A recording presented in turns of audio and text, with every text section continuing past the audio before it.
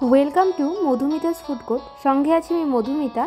আজকে আমি আপনাদের জন্য ডিম, আলু এবং পটল দিয়ে একটা রেসিপি বানিয়ে দেখাবো।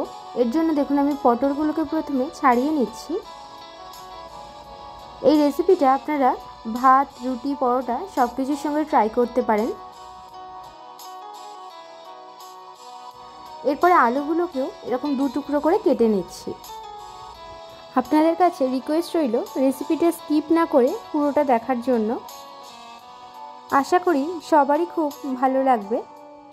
কড়াইতে আমি নিয়ে নিলাম এখানে সর্ষের তেল। এরপরে আমি এর মধ্যে এখন আলুগুলোকে দিয়ে দেব। আলুগুলোকে এখন আমি লালচে হওয়া পর্যন্ত ভালো করে ভেজে নেব।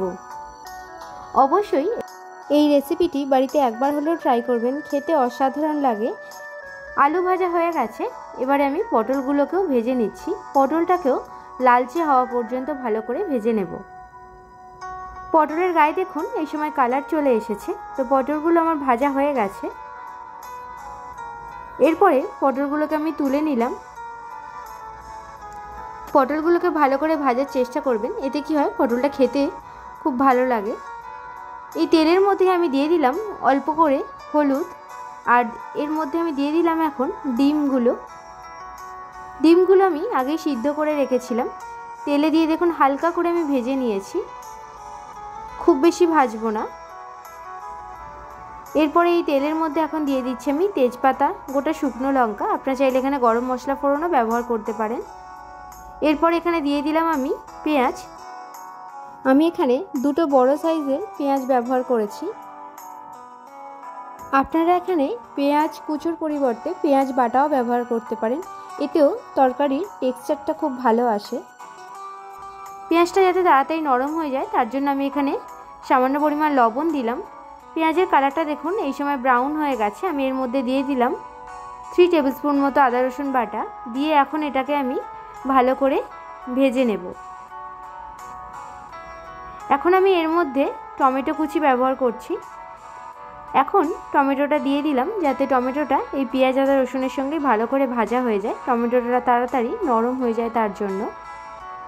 এখন আমি চাপা দিয়ে এটাকে একটু কষিয়ে নেব। দেখুন টমেটোটা খুব সুন্দর দেখুন গলে গেছে, মশলাটাও আমার ভাজা ভাজা হয়ে গেছে।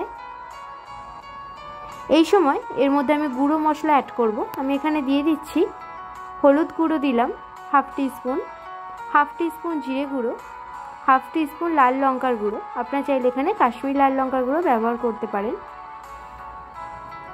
এখন গুঁড়ো মশলার সঙ্গে পেঁয়াজ আদা রসুন টমেটোটাকেও ভালো করে আমি এখানে কষিয়ে নিলাম।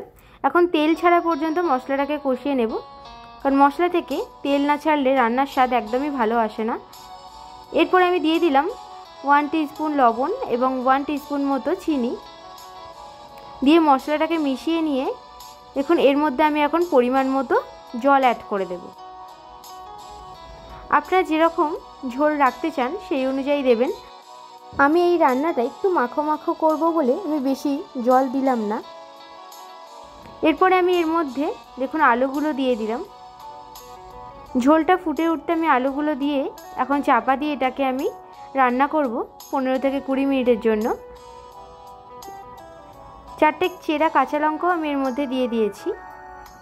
এই সময় আলুটা আমার সিদ্ধ হয়ে গেছে। এখন আমি পটলগুলোকেও দিয়ে দিচ্ছি। যেহেতু পটলগুলো আমার ভালো করে ভাজা আছে তাই বেশিক্ষণ ফোটাবার দরকার নেই।